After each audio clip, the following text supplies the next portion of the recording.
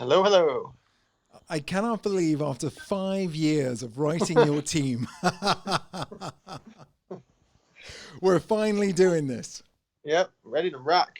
Excellent. Okay, we're going to get straight into it. I know how important your time is. Let me set this up here. I have to do it on my phone. I couldn't do it on the Macintosh, so I'm doing it on my phone. Not a problem at all. I've got you on the Mac, the Rodecaster Pro, the whole shebang. Perfect. Okay, let's get ready to go. And we'll go straight into it. Welcome to season 2 of Make Money Podcast. Think of us as the Dave Ramsey, but instead of telling you to save money on lattes, we're going to show you how to make money by thinking differently. The whole point, as my mentor Felix Dennis once said, is get as rich as humanly possible and then give it all away before you die. Tonight is someone incredibly special on the show. It's Dan Fleyshman. Now, Dan Fleyshman is someone I have followed for 7 years. I have watched every single thing that he's put out there. And I must say, there are certain people that put out so much value that you cannot wait to support them. And Mr. Fleyshman is one of them. It has an accolade list that I'm almost scared to get into because I'll probably destroy it. But I'm going to give it a quick shot. And Dan, feel free to correct me as I sort of get to the end. Where do I begin? He's the youngest founder of a publicly traded company in history at the age of 23 after selling $15 million worth of clothing in 6 department store chains and surpassing expectations. Over $9.5 million licensing deal with Starter Apparel. Dan launched Who's Your Daddy energy drinks into 55,000 retail stores and military bases, recently telling the story on an Instagram Live that I thoroughly enjoyed. 10 years after starting his licensing company in high school, Dan went to launch Victory Poker in 2010, building the third largest team of professional players out of 550 poker sites on the market. Also quoted for saying, "Nobody thinks like I do. When they see me, they see a young guy playing poker. They don't see the businessman who thinks differently and knows that they see me differently."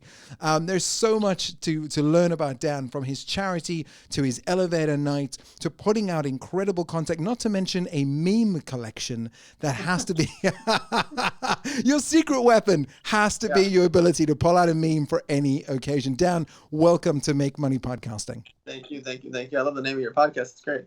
Thank you very much. I wanted to put something that was incredibly obvious into the world, and I thought that's Yeah. exactly what we're trying to do. Now, Dan, right now, of course, you are, I mean, you're just being spoken about so much, probably because, well, I'd imagine the charity, which I'd love to talk about. Of course, Elevator Studio, you're about to do the $1 billion night. Tell us a little about that. Yeah, so Elevator Studios, we spend around $60 million with influencers for brands, products, and mobile apps.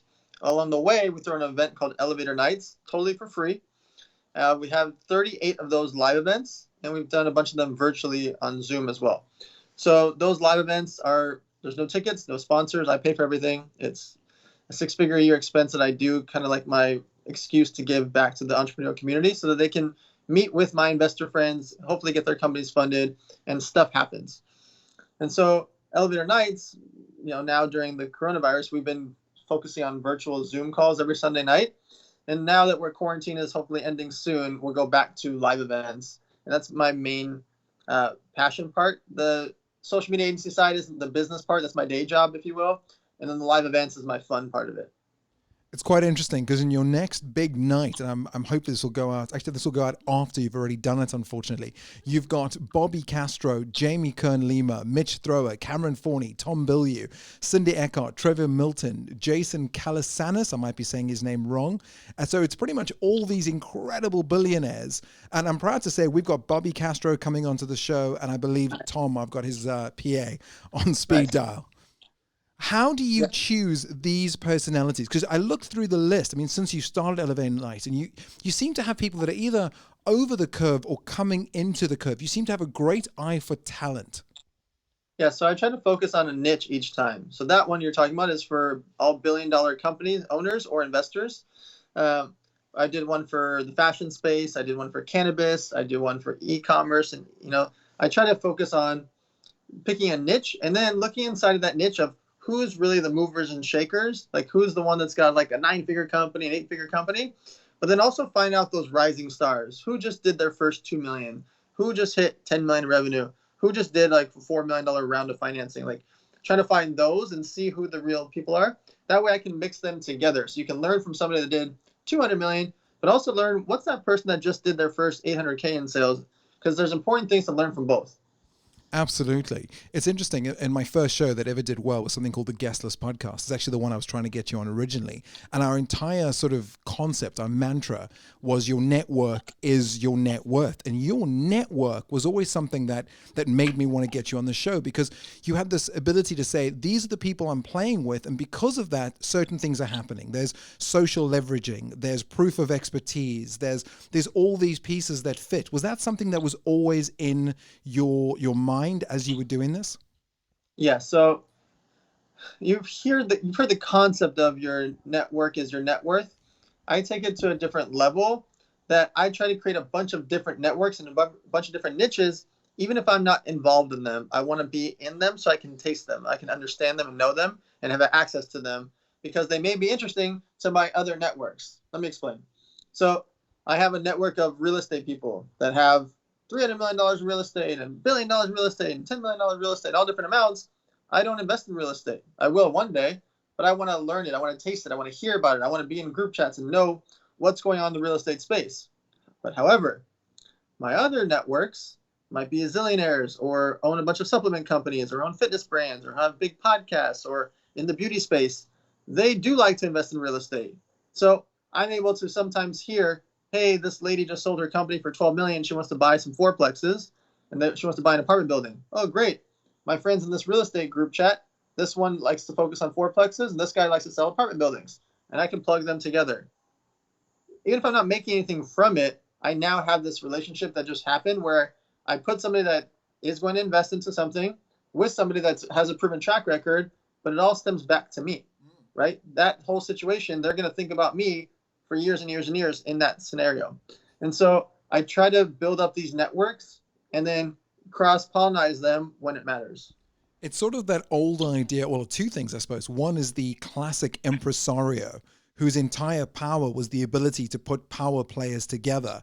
And then, of course, the law of reciprocity kicks in, where they say, well, how do we get to where we are? Oh, well, Dan introduced us, which is another, I think, as we say in podcasting, a value bomb, a piece of information that anyone can use, no matter in what industry they are. The other thing which I think is interesting with you is exactly what you've just said, which is this idea of niches to riches. And especially with your elevator nights, you choose a niche and then you go really deep on that niche. Out of all the niches you've done, what has been the most exciting, or what do you think has the most premise or promise? Education. Oh, and of course, you've just launched something in that space. Yeah, so we launched, obviously, the 100millionacademy.com, where we built like the Netflix for entrepreneurs. But just watching in the information space, because information changes people's lives. If you study poker and then you go play poker with other people that don't study, you will win by default. Over time, you will crush them. Not just by a little bit, by a lot.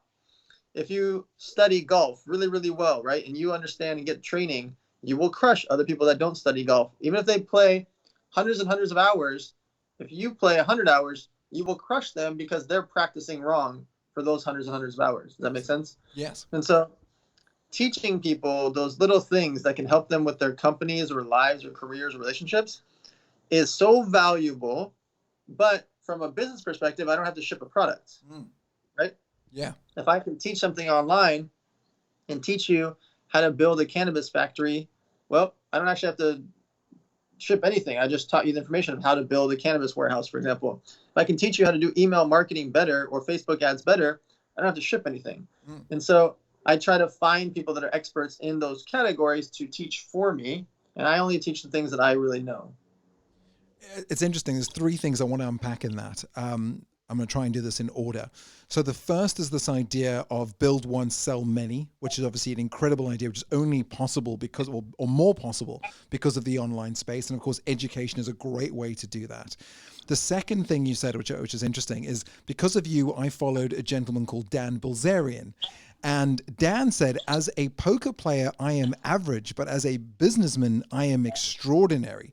I make sure to play with people who haven't done my 10,000 hours. And what he said in that, which I loved, is he said, He said, it's not about 10,000 hours. It's not about practice making perfect. It's about perfect practice making perfect. And I think you just unpacked that again. And the last thing you said, which I thought was, which I really wanted to come full circle to, is this idea that you've just become a husband. So you've gone from Instagram boyfriend to Instagram husband. Yeah.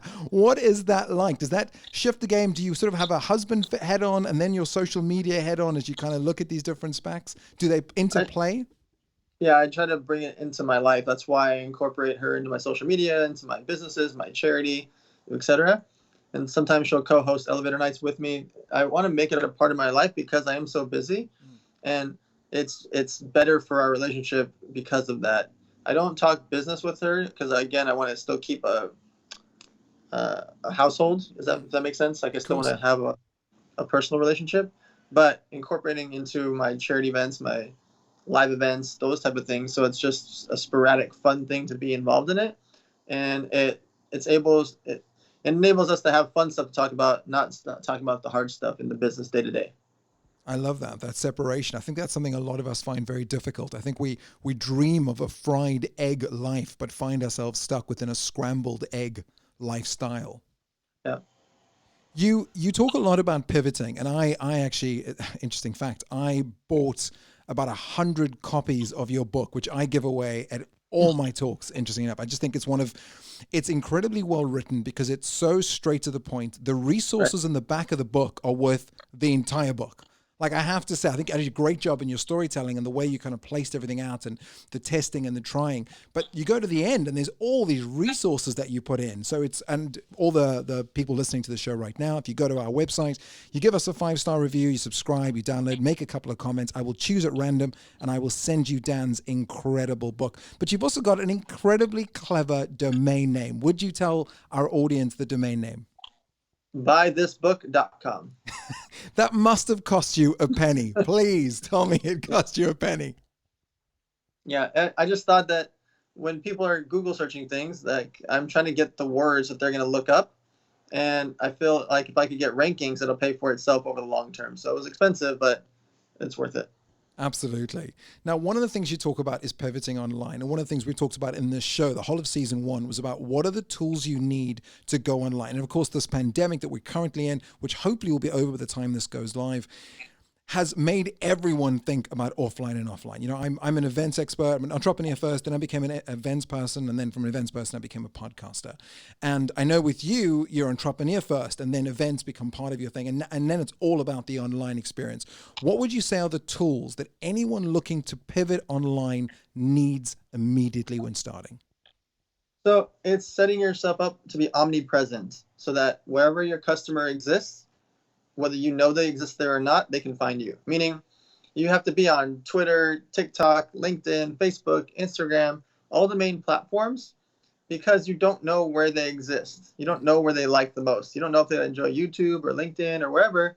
So you need to be what's called omnipresent. Then you got to find out which platforms will help you as a service. If you have a restaurant, you can't just be on Postmates. You should be on Grubhub and all the other delivery services, Uber Eats, etc. You should be on all of them. Why would you want to be exclusive to one? Be on all of them, because you don't know where your customer uses. You don't know if they like to use Grubhub or Uber Eats, and Postmates ask you to be exclusive. Sounds cool on paper, but what about all the people that don't have Postmates because they like to use Uber Eats or Grubhub, for example? You want to make sure you're available everywhere. If you are selling e-commerce related products, well, you have to decide. You want to be on Shopify or ClickFunnels? Well, once you decide that, you have to look within there, what different things can help with the business and get on each of those different platforms. I love that. So you look at what does success look like, and then kind of reverse your engineer to what is the best tool that looks at that particular success, or what is the easiest way to make that success possible. Exactly.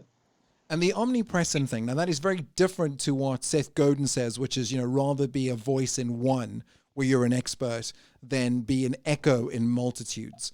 Is your thinking that it's the same? So you're broadcasting in Facebook, you're broadcasting in TikTok, you're broadcasting in Instagram, or are you using the different platforms in their sort of native language of broadcast or dialogue or image-based or text-based? No. So I would say you build your content from one main platform. If you love Instagram or Facebook or whatever platform you love, that's great. Take that, copy and paste that exact same photo or video and post it to the other platforms. If it's too long for TikTok, don't post it that day. If it's not business related, don't post it on LinkedIn. But all the other platforms, Twitter, Facebook, Instagram specifically, should have all of your content. Even if you're creating your content for Instagram, repurpose your content for every platform. I love that. And you know, anyone that listens to the show and has seen any of my stuff anywhere, we can totally talk about this idea of being omnipresent, of being heard in different places, but also speaking in the native tongue of each and not putting the exact same thing on, because then it doesn't give you an audience to follow you from place to place, which I learned from Dan's Instagram. And definitely I would say, out of the multitude of things to do, buy the book, check out the 100 Million Academy, check out Elevate Nights virtually. Definitely check out his Instagram and his Instagram stories, where he puts quick pieces of information you can immediately learn and implement. It's absolutely brilliant.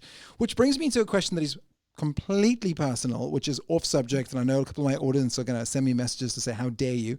But I need a minute. What is the watch that you have had on your arm for as long as I have followed you? Who makes it? What is it?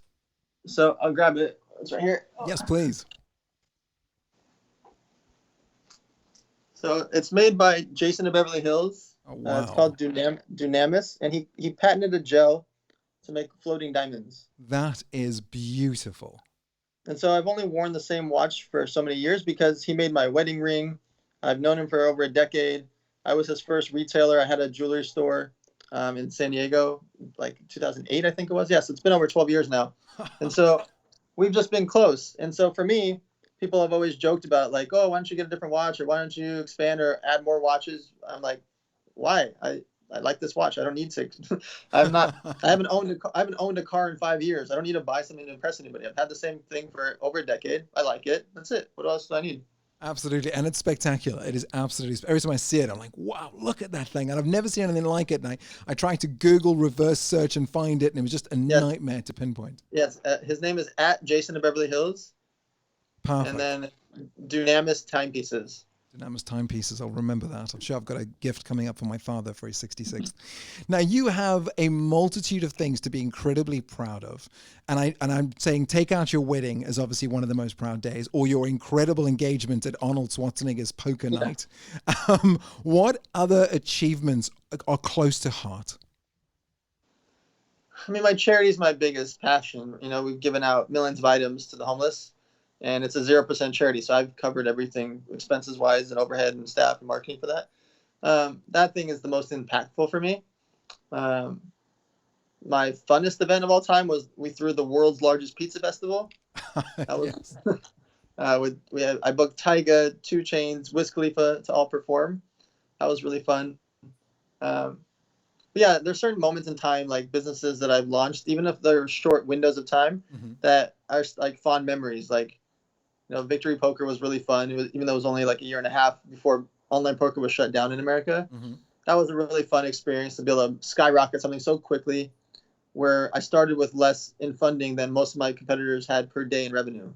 Wow. And to skyrocket to the top of those charts was really fun, you know, whirlwind and experience.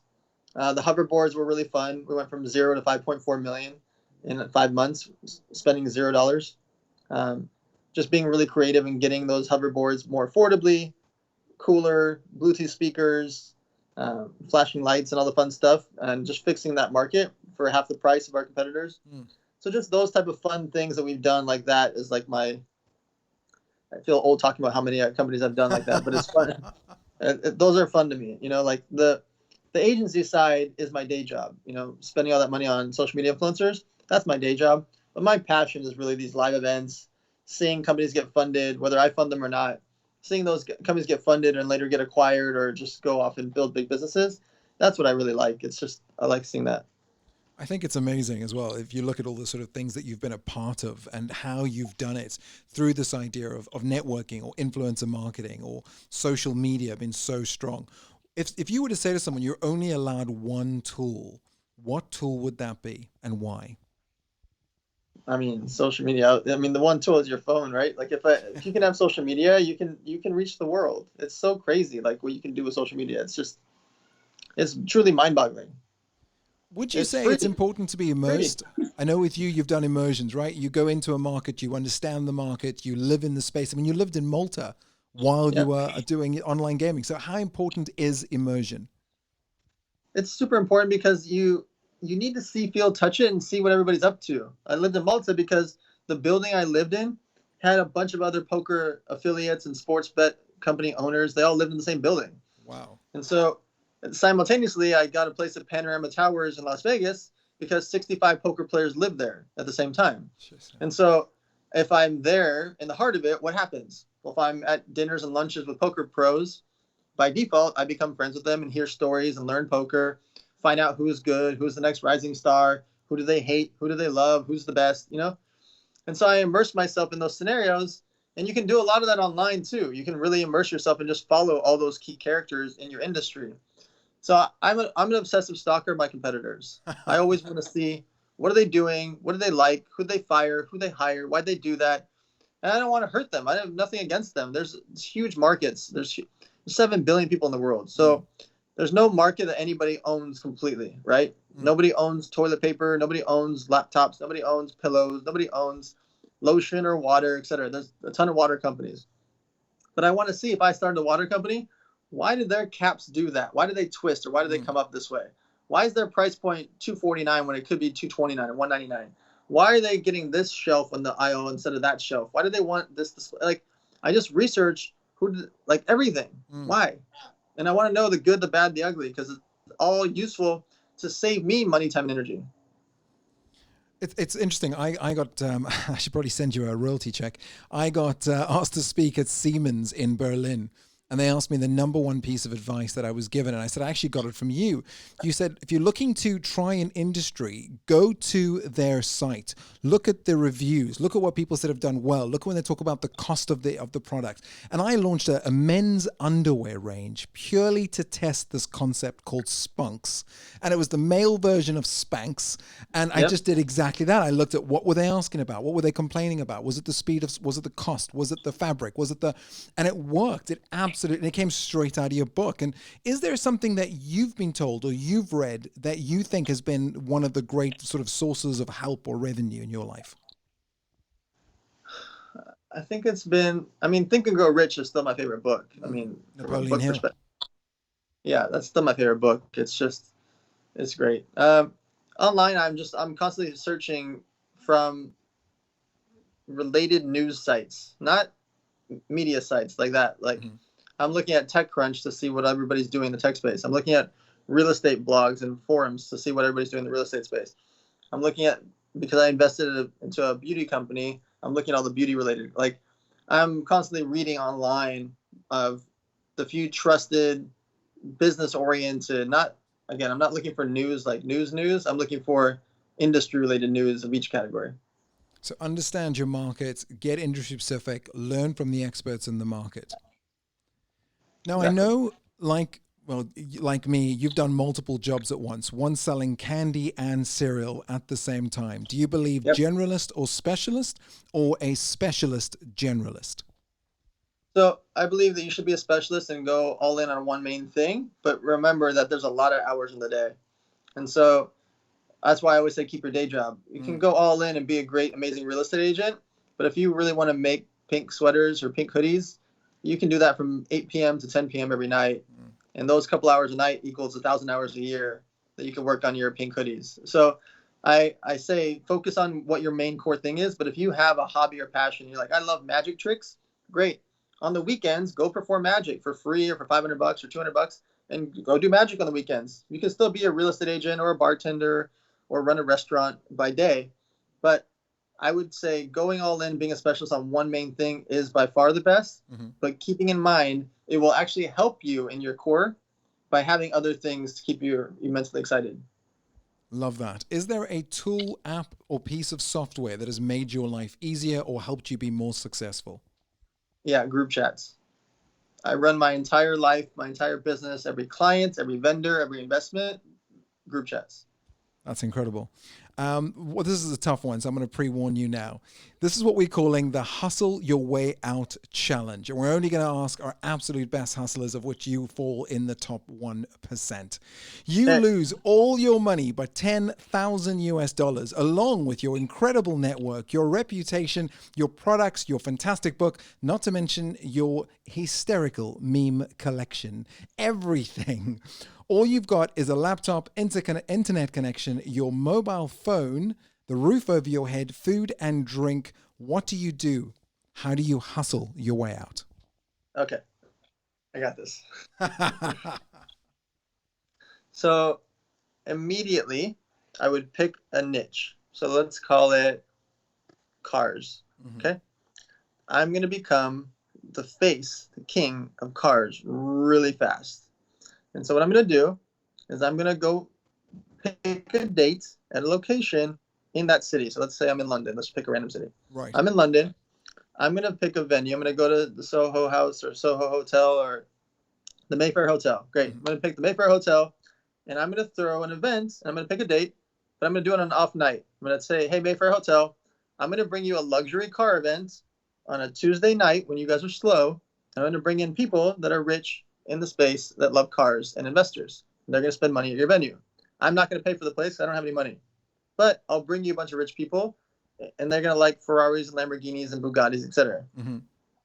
Then I'm going to go on every social media platform, and I'm going to search every hashtag related to Ferraris, Lamborghinis, Bugattis in London. And I'm going to look up the Ferrari dealership, the Lamborghini dealership, the Porsche dealership, the Rolls-Royce dealership, and every one of those places, and start contacting them about my big event coming up.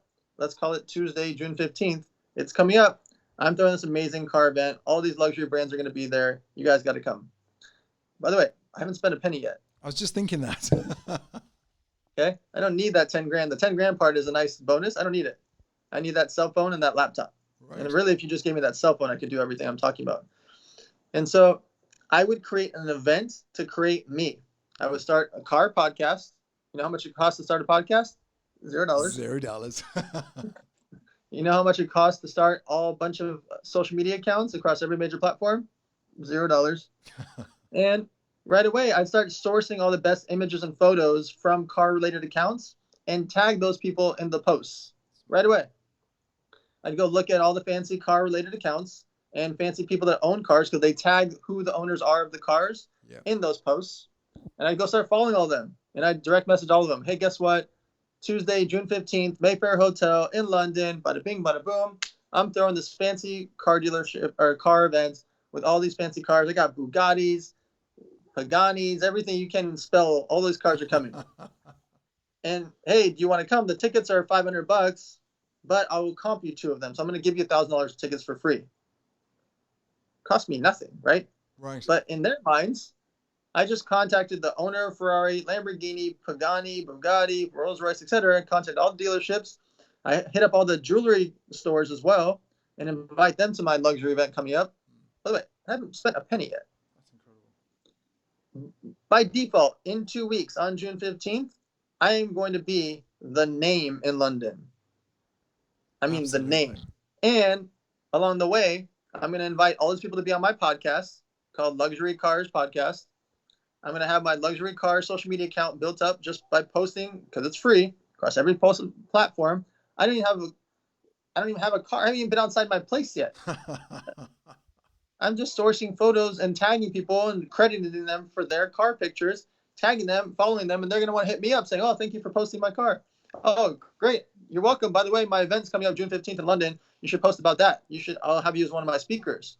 And then I'm going to start hitting up all these dealerships and ask them who wants to speak at my event.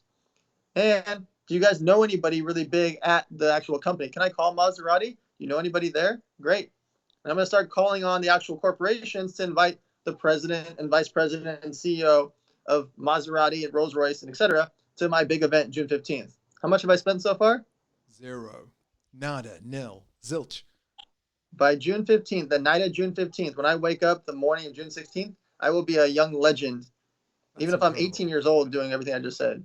I will be a young legend in London and have think about my phone book on June 16th. Yeah. That morning when I wake up and all those people tagged me and posted pictures of me because I'm up on stage. I'm the one hosting the event. And there's By that the way, leverage that comes with standing on a stage. There's that proof of social proof.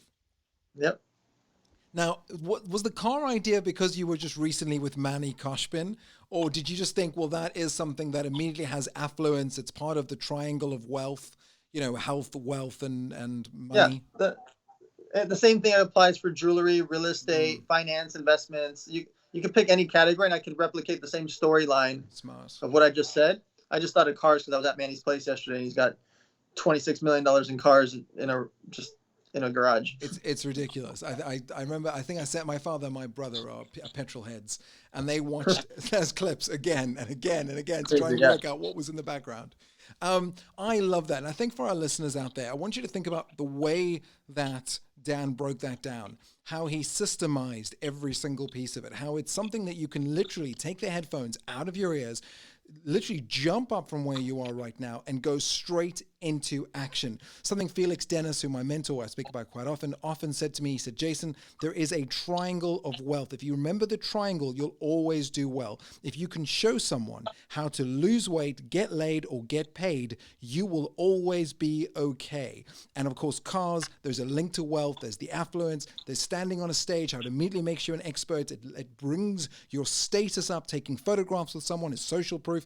So many of these things are also in the book that Dan wrote. So if you're interested in getting the book, I'll send it to you for free. As I mentioned, I think I just bought another 60 copies from Amazon. So make sure to give us a 5-star review, leave a comment, and definitely go check out Dan. Dan, where can they find out more about you, more about Elevator Nights, and of course your incredible course that you're offering at the moment? Sure. So my social media handles across every platform is just at Dan Fleyshman. That's important for you guys as well. Make your bio and your screen name the same across every platform and make it much easier for people to find you. And then 100millionacademy.com. That's our Netflix for entrepreneurs. That's where we're teaching people, and we go live every single day, trying to teach people with a bunch of very wealthy, important, interesting people of all different caliber, all different categories to teach you about life and business. I loved it. And a parting thought, and I'll let Dan also give you a parting thought, but one of the things that I think really resonated with me was recently one of the biggest players in the online space picked a fight with you for no reason. And I love the fact that you just went on and you went, hold on, let's just remind everyone who this man is and how he's picking me out of all the people he could go after. And it was just brilliant. It was, like Eminem says, okay, Machine Gun Kelly, I'm going to make a mountain out of your molehill. It was beautifully done. So well done on that crafting message. Thank you. It was so fun. So do you have any parting words to our audience? And of course, anything you'd like them to do? Obviously, to find out more about the Model Citizen Fund, which is an incredible endeavor run by you. Elevator Nights, of course, the 100 Million Academy. Is there anything last parting words before you go? Just get started. Love that. Absolutely love that. Dan, thank you. I know it's taken us 5 years in the making, but I think it was worth every single one of the 32 minutes and 43 seconds that we've had you on this call. My pleasure. Thank you. Take care. Please keep doing what you're doing. It's absolutely brilliant. All right. Talk to you soon. Bye-bye now.